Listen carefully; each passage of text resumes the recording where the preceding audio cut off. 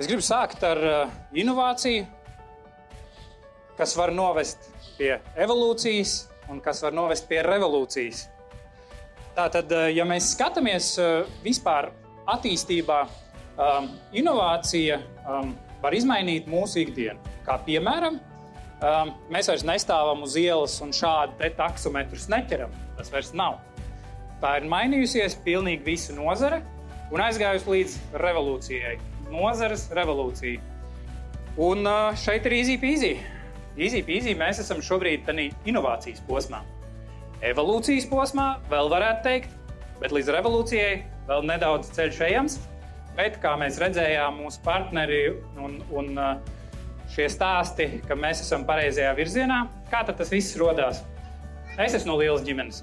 Man ir tā, ja man ir kāda problēma, es uzreiz visiem saku, ka man ir problēma, un vienmēr atrodas kāds, kurš var šo problēmu atrisināt. Un tad bija tas Covid laiks, kad sapratām, ka tas tirgus mainās un ir jāmeklē šie risinājumi. Un, mēs nodarbojamies tajā laikā ar pārtikas tirgošanu. Un pārdot šis produkts ir, un tad sākās jautājums, kas viņu varētu aizvest. Un pirmie jautājumi, kurš brauc tajā virzienā, varbūt kāds brauc, varbūt kā to risināt. Un tad ir draugi. Draugi, kas apvienojās idejas vārdā, ka mēs gribam radīt šo risinājumu, lai varētu sabiedrībai piedāvāt ērtāku un uz sabiedrības interesēm vērstu risinājumu. Tātad mūsu mērķis ir sabiedrības iesaisti piegādes procesos.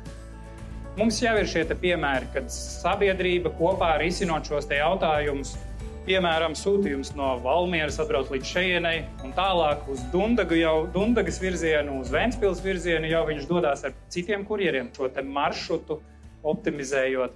Tas mūsu projekts ir radies tādiem pakāpeniskiem soļiem. Sākumā bija jautājums par to, vai mēs varam piegādāt. Piegādāt mēs varam. Mēs gribam atdot kādam citam šos sūtījumus, bet kur viņus likt? Un tad uzbūvējām pirmo pašapkalpošanās noliktavu. Būvējot pašapkalpošanās noliktavu, nonācām līdz pārtikas pakomātam. Mums ir liels leduskapis, un skatoties uz šo leduskapi radās jautājums, kādēļ mēs šeit nevarētu ielikt skapīšus un būtu pārtikas pakomāts. Sākumā mēs bijām paši pārsteigti par savu ideju. Zvanījām, protams, PVD. PVD arī bija pārsteigti par mūsu ideju.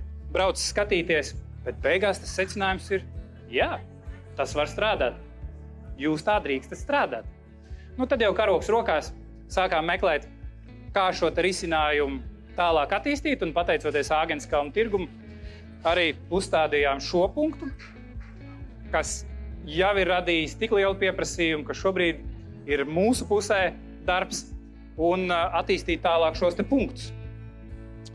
Un šī brīdī es gribu atkal vērsties pie šīs sadarbības. Katrā novadā, katrā pilsētā, katrā reģionā ir uzņēmēji, tādi kā es, svaigsbiedrība, kuriem rūp tas, kas notiek viņu novadā, kuriem rūp tas, kas notiek viņu reģionā. Viņiem ir resursi, iespējas, tādēļ mēs piedāvājam franšīzes sadarbības iespēju, ka jebkur Latvijā jūs varat atvērt šo punktu un pelnīt no šī punkta apgrozījuma. Jā, mēs esam ceļa sākumā, un no stratēģiskā viedokļa Dundaga varētu šķist dīvains atrašanās vieta, kur tad sākt tieši šo attīstību prom no Rīgas. Bet Juris saka, aiziet, būvējam, mēs gribam būt pirmie. Un tieši šī apņēmība, tieši tas ir tas, ko mēs aicinām ikvienam sadarbības partnerim, nākt pie mums, runāt ar mums par šīm sadarbībām, par šīm iespējām, kādā veidā attīstīt loģistiku kopā. Tas aicinājums jau ir izskanējis, un mēs jau esam redzējuši, kādā veidā kopā apvienojoties, mēs varam sasniegt labāku rezultātu. Kā tāda galvenā lieta, ko es gribu jums atstāt, ir iedvesma darīt, būt spēcīgiem, būt kopā. Šobrīd sakarā ar Baltijas ceļa nesenajiem svētkiem man tas ir iedvesmas mirklis, un gribu jums lūgt noskatīties video. Nākotne ir tepat šodien. 7-gadīgajiem ir 36 un pašiem savi 7-gadīgie. Baltijas ceļš pierādīja, ka vēstures atslēgu var pagriezt vienkārši cilvēki. Mēs paši, burtiski, ar savām rokām. Tas ir noticis nu pat mūsu dzīves laikā.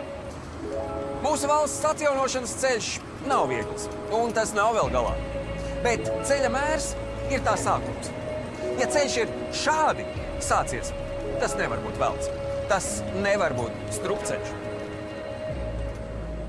Ritēs dienas un ritēs gadi. Daudz, kas pagaisīs un aizmirsīsies, bet šīs mirklis paliks. Paliks Baltijas ceļš un mūsu dzīvā ķēde kā sākums, kā gaismas uzliesmojums. Atcerēsimies to ikdienā. Atcerēsimies vienmēr, kad liksies, ka esam vientuļi un nespēcīgi. Atcerēsimies, kad mums īpaši būs vajadzīga iejūtība, lai saprastos, lai palīdzētu viens otram.